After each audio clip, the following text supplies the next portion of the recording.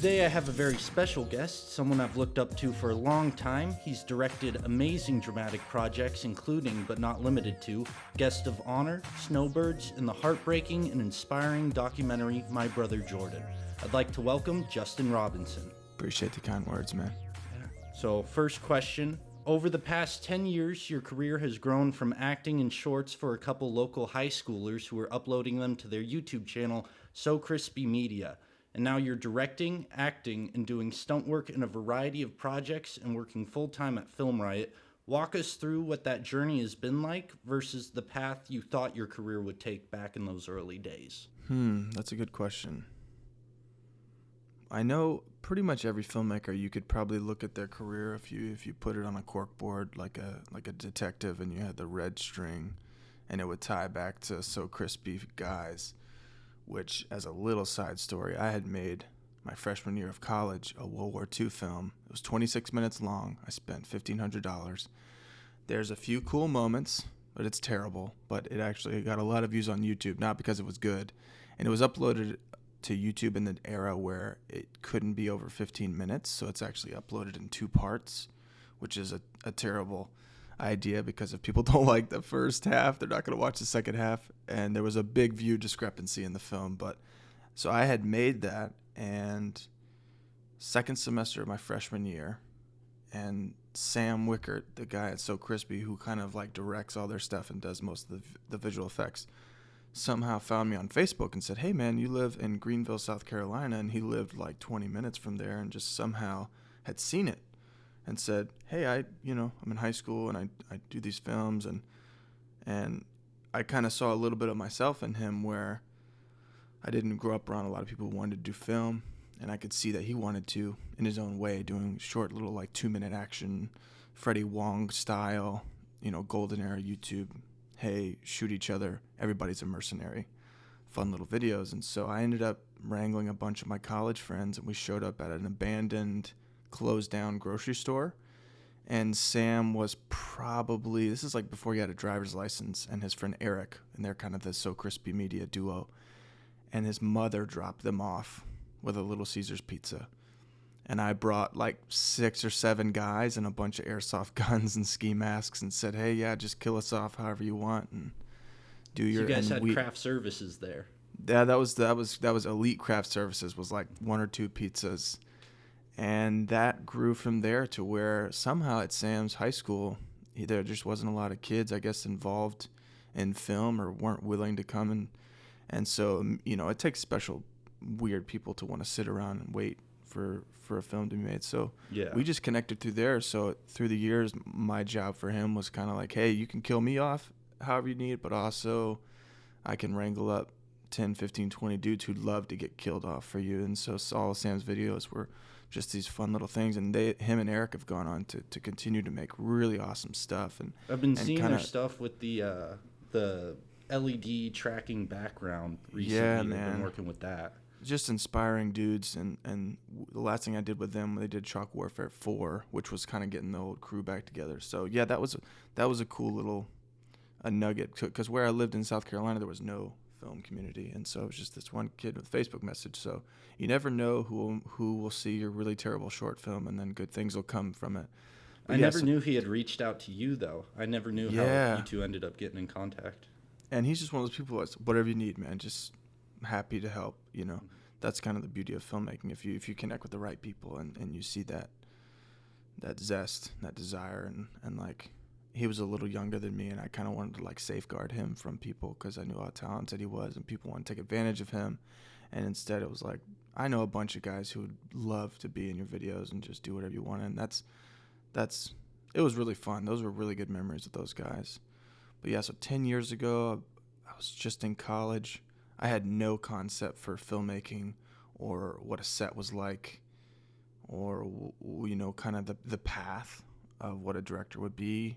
I grew up very sheltered, a very conservative Christian. My dad was a pastor home, and so movies were like off the record. Yeah, G-rated only, and so that limited us to like, and even some G movies my mom had problems with. So finding and seeing movies wasn't until really like late high school, when it was like I saw my first Coen Brothers movie, my first Quentin Tarantino movie, my first Scorsese movie, you know, like actual movies that you go, oh, these are auteur, like people that are making these. These aren't just, you know, there's a DNA behind this. Yeah, voice. And so that's when I was kind of just getting into films, and you know, because people always say, oh, you haven't seen The Godfather? And you're like, bro, I haven't even seen, like, you know, yeah, no, I have not seen The Godfather, short story. But so I'm just been catching up. I'll be catching up seeing movies the rest of my life. So I was just making stuff out of just pure interest, pure passion. I had no idea. I wasn't trying to make a calling card. I wasn't trying to make a short that was going to become my feature. I just was making stuff because I wanted to, and probably most importantly for me at the time was just to get it out of my system. You know, it was something I thought was funny or something I was interested in. So when I would make something, it was like mentally, emotionally healthy for me. So, and then it helps you bring something to completion, productivity. I love accomplishing things, and even if that's like a 3-minute sketch on a weekend with a couple of friends. So I just, through making a bunch of random stuff, like the short film I made that connected me with those So Crispy guys, it was just that combined with anything I made. It was one connection. It was someone saw it and sent me an email, a like-minded filmmaker that said, hey man, I dig what you're doing. I'm doing something this similar. And so my path was, every job I got as a freelancer, you know, I kind of came up through the camera department, which wasn't a specific goal. It just kind of happened because I had made a short film. I was shooting weddings back in the I was like one of the first people in my world to get a DSLR. So I was shooting weddings to make money so I could buy Canon L series lenses. And then I was hiring all my friends, and then I would make a short film, and then I would sell back some of my gear to have a budget for that film. So I would like sell one of my lenses for $800, and that would be the budget. And were you getting jobs from people seeing your stuff online or entering into festivals, or? Mainly just putting stuff online. I didn't really do festivals at the time, but like I had shot a lot of wedding films through college. I had shot some promos for people, you know, just having a DSLR. And then I had shot the short film mainly because I wanted to have a stunt reel. And it was a short film in 2012 called Number 14. And a cinematographer friend of mine called me and said, hey man, there's this guy, his sister's getting married, their videographer fell through. You should totally shoot it for him because you guys should meet. And I'm like, dude, I hate shooting weddings. I don't do them anymore. He goes, you should just meet this guy. So I ended up shooting this wedding, and it goes fine. And the brother, this guy, was supposed to edit it because he had a film background. He was a Steadicam operator and a cinematographer at the time. And he ended up like vetting me before I could, quote, shoot his sister's wedding. And so he had seen that short I made and then called me after the wedding and said, hey, do you want to come second AC this movie I'm DPing? And I'm like, you know, I know what a slate is, but like I've never really second AC'd, and the movie was $5 million, and was like, you know, if you think I can do it, I'll do it. And it wasn't the A camera second, I was B camera. There was 2 cameras. I ended up doing it, and the first 3 weeks of that movie was like the most stressful time of my life. And my boss, the first AC, wanted to fire me, I think, the first weekend, but by the end of the movie, he's like, I would have hired you over a lot of people that I know in LA. He was an LA guy. We were shooting in Alabama, and I ended up doing 4 movies as a second AC for that DP after that. So I had kind of dabbled in some camera assistant stuff, just necessity. Hey, I have a camera. I'm pretty decent at pulling focus, but I didn't plan to be a second or a first. And that's kind of how I made, quote, a really low-paying living for a while, to where I would go work on a feature, come back and shoot a short with the money I made, and then I would do the same thing over. So that's kind of what I did for a while, is I would make shorts, and people knew me as that, but then I would go camera assist and meet actors, and then they'd say, hey, if you ever need an actor, you know, and while I'm laying a mark at their feet, just because they had seen something I made. And that's kind of how I just kept doing it, and just was making stuff, again, out of necessity for my just own saying mental yes state. to any opportunity you get. Yeah, at the time, there was a few times I said no. I probably should have said no more often, but a lot of those really, the ones that were really tough, or like the first feature I ever did, I was a second AD, I was the stunt coordinator, I was the like 5 or 6 jobs, and I did it for free. So that was the agreement. It was this low budget thing, and I said, absolutely, I'll do it. I stayed on somebody's couch, and I ended up meeting like 2 actors that I cast years later, and I'm really tight with. It was one of the worst movies I've ever worked on. Horrible production, brutal, obviously unpaid, but that was the agreement. but it just led to some really amazing friendships. And so it's like every experience I had, even really hard ones, it's an experience. So I learned a lot. I was able to really get in a mindset of watching crew members and watching cast members to go, I would totally, that grip, that one out of those 4 grips was amazing. I would call him or her. That boom op was amazing. Or that director is the worst director I've ever seen. I would never call him or her. And so it helped me kind of learning a lot in classes. Yeah, you can. Our teacher said, hire the person you would want to be your boss. Oh man, yeah, you can. I mean, once you get on a short, a music video, a feature, whatever, you can easily, like, if you had the opportunity to pick and choose, and if they were available and liked you and respected you, you can really start to assemble your army to go, I see something in that person. Like today, I flew from South Carolina to Texas, and there was a guy in front of me checking into his flight, and he was probably in his 50s, white guy, run of the mill, and he's just telling this lady at the desk that he's only flown one other time in his life, and he's really nervous, didn't even know like what a gate was, what a seat number was, and was very nervous. Like, I don't think he could have made his way through security. And this lady's at the front desk is being so kind to him, and she ends up like walking him through security and to his gate with him just to make sure he made it. And this is a very small airport. Like, it would be hard to mess up. And I just thought that was such a beautiful sign. Obviously, it's as we're recording this today, it's 9/11, so there was a little bit more kindness, I think, going around at the airports and stuff. But like, if she was a crew member, I'm calling her. I watched her do something and go, that's the kind of person I want on my set. She didn't know I saw it, but I saw it. And so that's kind of my vantage point on a lot of movies. If someone was short-tempered, someone was just a hard worker, I saw everything. And especially as a camera assistant, you're hearing the direction to actors. You're hearing, the actors talk good or bad about the director. You're hearing the DP make decisions on that lighting, that frame size. And so it was a really good vantage point for me to just soak in the machine of filmmaking and to go, there's some traditions about filmmaking, 12-hour days. I disagree. 12-hour, days, that's too long. We shouldn't do 12-hour days. I'm not interested in that. But then there's like, hey, there's a correct way to set up a C-stand. That's just the way you do it. It's not a subjective thing. It's objectively the right way to do it. And so I was able to kind of pick and choose, like, I totally agree with why that's that way, and why there's a hierarchy and how that kind of works, and when crafty is bad, when it's good. And so it was a really good, like, learning ground for me, just to kind of feel the structure of what a day should feel like, what a call sheet is. It's funny you mentioned the C-stand. We just spent a 4-hour class yesterday learning how to set up a C-stand. I cannot stress to you the importance of doing something correctly, because if you go to a film school and your professor or friend teaches you wrong, you're going to accept it as the right thing. So one of the things in life, not just film, you have to be careful who you learn things from, because often it can be the wrong thing. You learn how to do something in a car, and it could be detrimental to your car. And I get on so many sets, and not that every crew member, like maybe the makeup artist doesn't need to know how to set up a C-stand, but for me, wanting to be a writer-director, I want to know everything. So when I was on set, I wanted to know how those grips rigged it. I wanted to know how that production designer aged that wall. I wanted to know, what mic that boom op was using.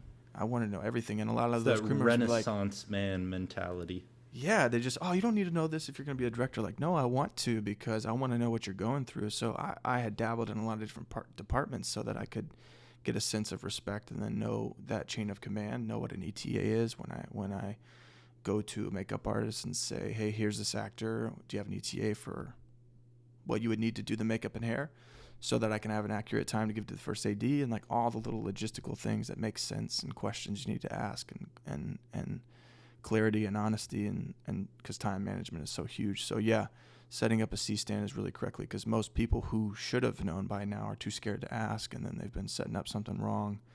And then it's not only wrong, it's unsafe usually, and that's the importance of it. It's not just wrong, it's unsafe. So C-stand, very important, very important. It can give you away really quickly on set when there's a lot of people who probably aren't looking out for you like a film school might, Mm-hmm.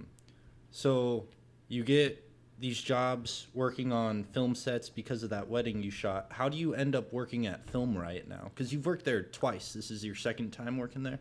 Correct. Yeah. So social media, man, it's something I love and I hate. What I love about it is connects people. You know, it's how I've met you. It's how when I'm writing a script and I'm looking for research and I post something, somebody out of the blue in another country responds with some vital research information. What I hate about it is obviously the given. It's a very divisive place. But so back in college and even high school, I was watching Film Riot, and because I didn't go to a film school, and anything on Vimeo and YouTube I could get my hands on that was filmmaking, educational, just film interest things, I was watching. Any respectable people who made any type of film, I was watching, studying, watching movies, watching them on mute, all these things. And Film Riot was an easy thing that I just devoured for years. And so back when Twitter was, I guess, in its kind of infant days, maybe around 2011 was when I kind of found my way on it. I would tweet Ryan, the guy who runs Film Riot, a sketch I made or a little quick short I made, and just said, hey, what do you think about the pacing? Just give me your thoughts. And because he was doing that for a handful of filmmakers online, and I was sending my stuff to anybody I respected. So obviously maybe 8 out of 10 would never respond. And I was sending scripts. I mean, I was annoying anybody, saying, totally like probably annoyingly so, but I was just sending it to people I respected and said, hey, I want to know how I can get better. Here's a script I wrote. You seem to understand formatting. Could you teach me about formatting or story notes? Or, hey, here's a short film I made. What are your thoughts? And Ryan was one of those people that responded, and it was like pretty general but very giving. Hey, I love the joke of this thing. Your pacing could be better. The edit's great or whatever. And it was maybe just a handful of sketches. And then what I learned later is that he, I guess, just kept his eye on me. And so it wasn't until the same short I made that got me connected with that cinematographer. I shot his sister's wedding. Again, the only reason I had made that short so I could have a stunt reel. So it's basically a little drama that happens around a fight scene. And it was that same short film, when I put it out, that Ryan immediately emailed me or messaged me on Twitter and was like, hey, we should work together. And so that was maybe in the spring of 2013. And it was like that September that he flew me out to Texas to work on a short film that he was making called The Outsiders, which was this like 6-figure budget short film that was going to be his biggest yet. And which eventually fell through, right? Yeah, so I land in Texas and he picks me up. It's the first time we've ever met, first time we've seen each other's faces. And he has this look on his face. I'm like, oh. And he goes, what's the worst thing I could tell you that happened about the film? And I'm like, you lost your lead actor? And he's like, worse. I'm like, you lost your location? He's like, worse. And I'm like, oh man, you lost the money? He's like, they were pulling the plug while I was on the flight. So they were canceling people's flights and telling them, hey, it's canceled, but I was already in the air. So me and the composer ended up at Ryan's house, and we were planning to be there for like 2 weeks. And he had all this gear that was kind of like donated. And maybe a day later, him and his friend Seth started co-writing this little short because we were like, hey, you might as well just make something. And that became the short film that he made called Proximity. Proximity is one of my favorite that Ryan's done. Yeah. I think that one, especially, it seems like a lot of the time when a project falls through, that last minute thing you come up with can sometimes be so much better than it's supposed to be for no reason. It was one of those pure filmmaking. Like, we were too naive to understand we should have had probably more waters on set or a proper, like, we were driving 3 hours one way twice a day to go film in the middle of nowhere, and we were just like so happy to be there, so happy to be together. And it was me, one guy from Jacksonville who had no film experience, but he was there holding a boom mic, and then it was like Ryan's family. And I was like, you've been making all your stuff with like no real crew? And I think it hit him the same time it hit me, where I was like, bro, I could wrangle some dudes to come help you.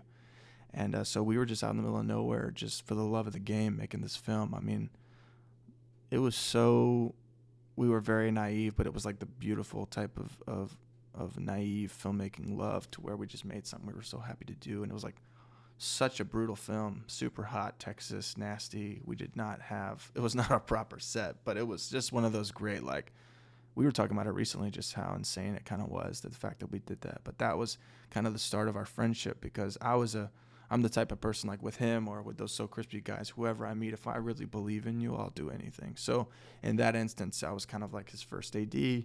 I operated camera for him a little bit, and then I'm of course one of the guys, a hunter in this little sci-fi action thing, to where I had some stunt background, and so I was like, hey, what if we do this fight scene? And their lead actor Todd was really game and so kind, and a really trustworthy scene partner, to where we were doing some pretty physical stuff. He was drowning me in a really mucky, nasty pond, and we just like went for it. And Ryan was filming, and you could see his adrenaline was almost as high as ours. And he'd be like, okay, that's good. And we're like, no. Let me give you one. I can give you one more. And it was like one of the most violent fight scenes I've ever done, to where there's no music in the film. It's just us actually slipping and sliding and grunting and moaning and trying not to actually drown each other. But that was a really cool, like, I guess, inciting incident into our friendship, to where it was like, oh, okay, we'll both show each other that we'll, for the love of the game, do this for each other. And so we kept in touch after that. And then it wasn't until 3 years later, I was shooting interviews for my documentary, My Brother Jordan, and we had lived in Texas in 1999, 2000, and I hadn't been there since. And so it was January 2016. I was filming somewhere in Texas, and so I ended up staying with Ryan.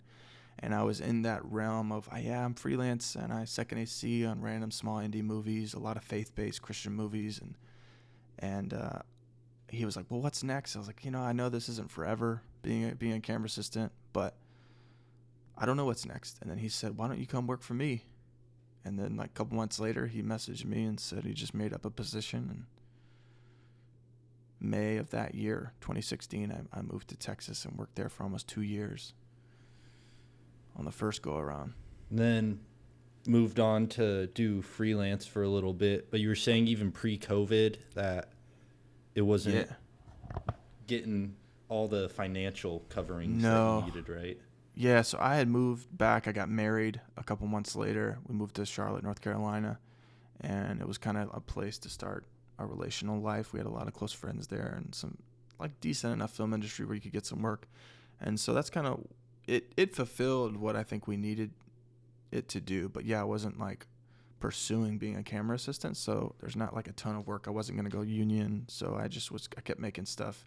And then I was making this documentary, and then I knew there's got to be something else for me to do, like kind of have a day job. And then it all kind of came back to where they were like, we kept in touch. We're kind of like, I could say this with full confidence, we're almost family. And so it was like, hey man, what if we like restructured this? What do you think about this? And then of course COVID happened, and then I found out my wife was pregnant, which was a surprise for us. And so it was like this era of transition last year in the early pandemic stage. And then it ended up working out to where we moved there June of this year, 2021. And I'm full-time again. I only work 4 days a week, but it's been awesome to be back. And it kind of just helps structure my life better to where I can focus on writing on the side, because my goal is to be a director and to write most of like all the stuff I direct, but I also want to write so much stuff that other director friends can direct some of that stuff. And you finished your 4th feature script recently. Is that something that could be happening in the near future? Or is that more of a long-term goal at the moment? There's no whispers right now of anything happening. I'm basically just trying to get a library going of stuff, again, to get it out of my system. But then also, as you know, in filmmaking, we have all these ideas, and it's so hard just having them in our heads and our hearts. And I think it's really important for me to get it physically there, so that if we're ever talking about an idea, if you wanted to read it, you can read it today. And instead of like, I got this idea and this idea, I want to have those ideas written. And so just growing up, playing basketball, being productive, that translated into filmmaking, because I meet so many people, students or not, that I think they want to be writers, but they just don't sit down and write. And the math of that will not add up. And so for me, playing basketball, you have to shoot a lot of shots to be a good shooter. And so even then, you still might not be a good shooter, but it's good practice. And so I'm trying to practice writing. And so I'm trying to stretch myself. And so I've just been trying to write to spec stuff, again, to get it out of my system, and then write most of the things I know I probably definitely want to direct myself, so that I can be freed up to, maybe I could write something with someone for them to direct, or just write another spec. So I'm trying to just hustle right now, especially during the pandemic, to where it's still a big mystery out there of what what it's going to be like in the next 6 months, a year. And because I was going to shoot a short film last year before the pandemic happened, and then that's obviously tabled. And so I was like, I'm just going to focus on writing, getting my life schedule right, and kind of just be productive and just write. When you really only make something good, especially with writing, I've noticed after you finish that first draft and you can go look back at everything that sucks and be like, okay, I need to change these things. And then you start getting a better idea once you see the whole kind of final project and all the flaws. Yeah.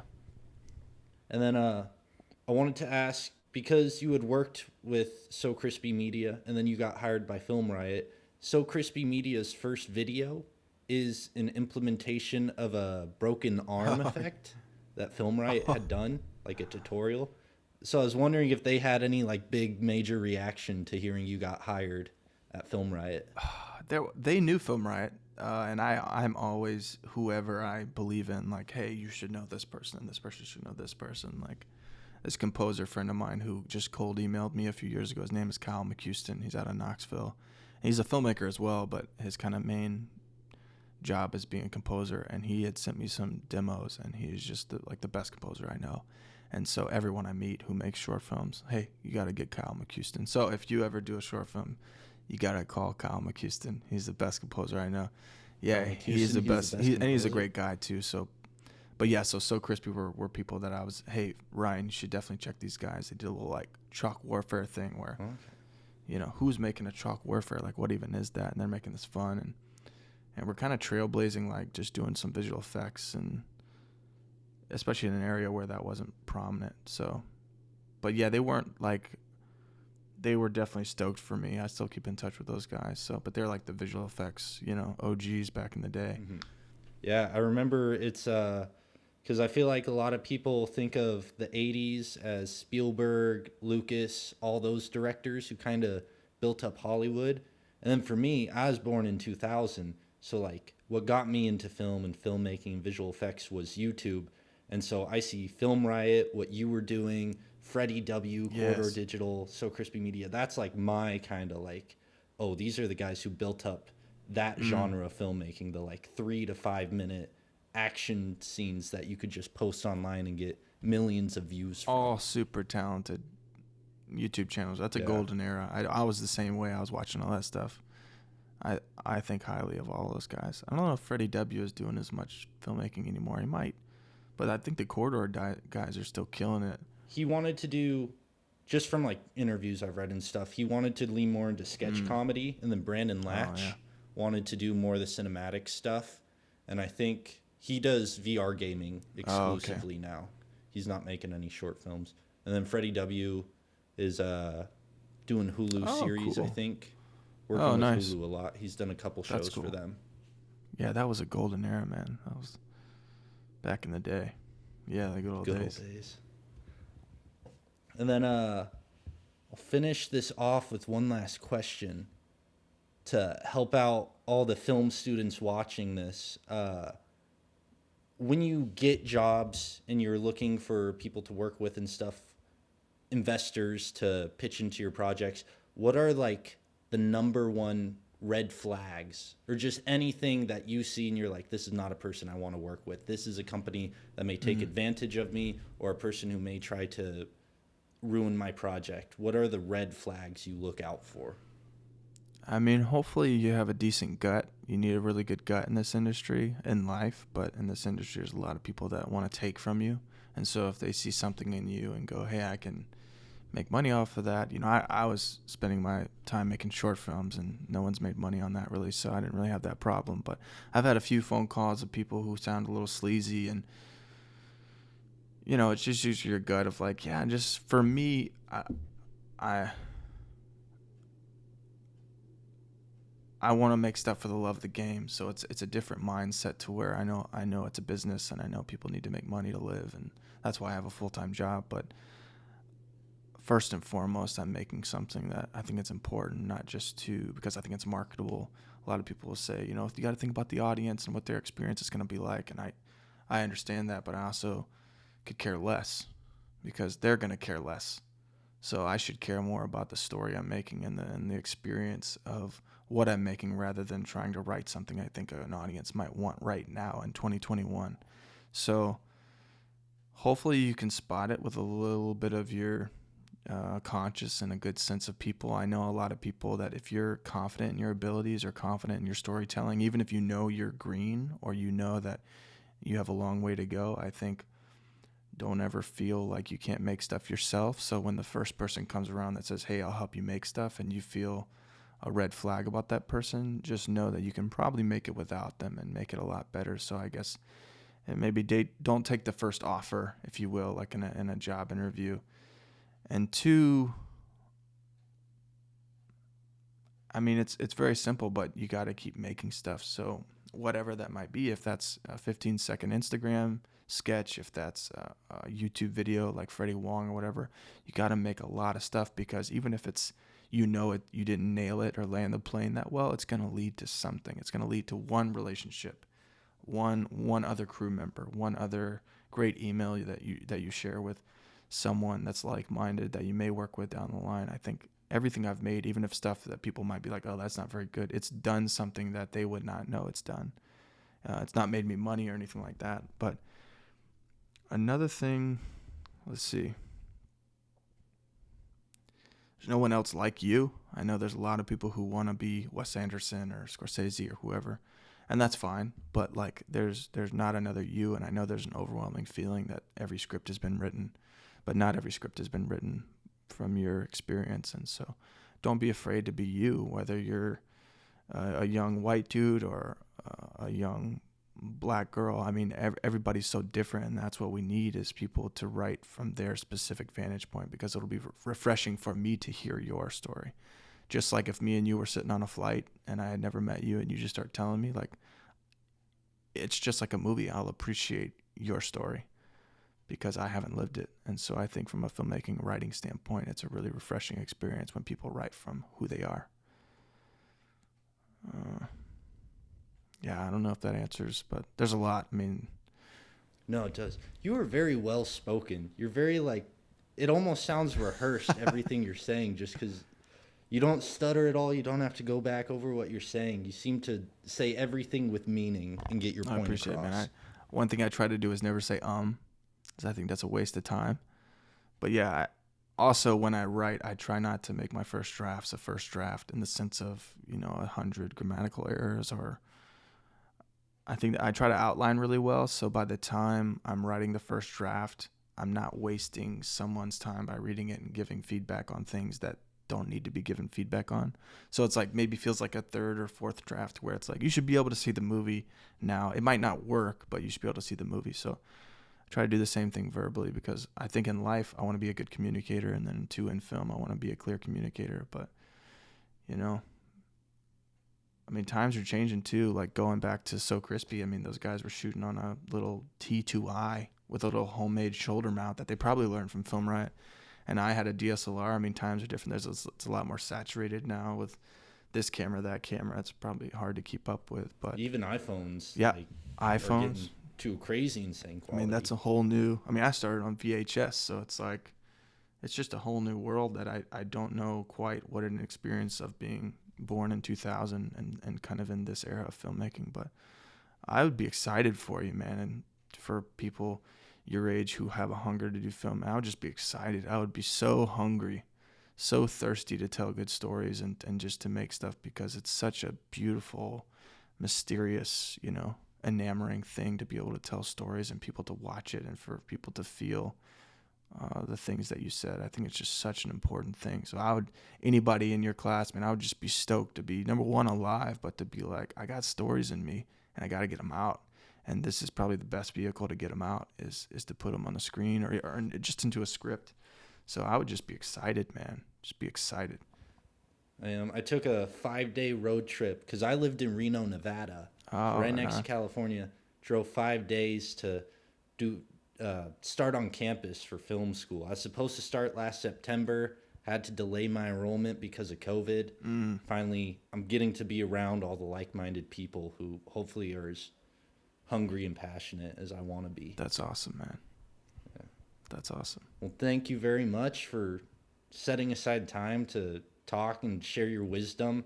I feel like this is information that's really going to benefit everyone in the class, given your background coming from the small, low indie level to having a full-time job, making amazing content as well.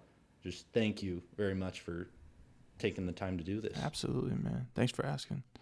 Before you go, tell me a little bit about yourself and what you want to do in film. I started watching like Freddie W. I remember I loved his action short films, Yeah. but he had the Freddie W2 channel where he would break down the VFX. And so I was like, oh my God, you can do this. It's a lot easier than I thought it would be. Yeah. And eventually, middle school, spent a night at my friend's house. He had iMovie. I stayed up all night teaching myself how to edit. He got very mad at me because it was like 3 a.m. and I was like, let's shoot one more sketch real quick so I can. And my dad saw that I was passionate about it. He had a little side photography business, and he just started hooking me up with his camera equipment slowly each year as he saw me like really committing myself to it. And in 2016, I told myself I'm going to make one short film a month just so I can like get it out of the way, see how I'm growing, and actually have stuff to show to people. So I started posting to YouTube, and I've done the same thing you've done, reached out to Ryan Connolly, asking him to like check out my stuff, and I send it to every small person I can find. And I did freshman year at UNR, University of Nevada, Reno. They don't have a film program, so was not working out for me. Took a gap year, got an internship, turned out to be a scam, and they didn't pay me. They had me producing content from beginning to end, no help at all. And Corona hit, and I was like, I might as well go to film school and try to build connections so I can actually get a job that pays me instead of just trying to wing it out in Reno, Nevada, which doesn't have a film community really at all to begin with. So, man. And so I don't know if I was rambling. No. That's awesome. Yeah. So in a perfect world, what titles on a set would you like to wear? Well, I don't know. There's so many things that I've only done on my own productions, which are just me getting my friends together. So I don't know how intense it's going to be in the real world. But I love editing, visual effects, but mainly only like 2D compositing is what I'm best at. I'm trying to get into 3D. But I love directing and writing. Directing, I think, allows me to be a part of every aspect of filmmaking. And that's what I'm drawn to most because I love everything that goes into it. But directing would be the dream. The goal would be editing. Okay. I think. That's awesome, man. That's awesome. Yeah, thank you for asking that. Yeah, dude. No, it's awesome because every time once you get on, maybe your first feature, if you haven't been on, most of the crew, some PA or the second AD, if you ask them like, hey, what do you actually want to do? And a lot of them are direct, and some of them not. They want to be a career crew member in that position, that department head, which is awesome too because we need that. But you never know who's a PA today and a producer 4 years later that'll hire you on their job as an editor because they knew, hey, that guy works really hard and he actually wants to edit or he wants to direct. And this person becomes a producer or an actor or a writer. So you never know because that's why I love to know too. So if I'm ever on a job and I'm at lunch and we're sitting at a table and whoever it is like, hey, I just want to know what you really want to do if this isn't it because you never know. And I've worked with a lot of people because of that. And you just know, oh, so-and-so wants to direct or so-and-so wants to act. I bet you they could. And then, you put them in something and then you're like, they can. So I personally love to know. But thanks for sharing. Yeah, thanks for asking. Yeah. Hopefully I'll be, after film school, be making some projects I think are high enough quality that I'll send them to you. Hopefully they'll be good. Yeah, man, please do. Well, thank you very much. I don't want to take up any more of your time. I've never ended an interview before, so I'm just going to say enjoy the rest of your day. Take care. Appreciate it, man.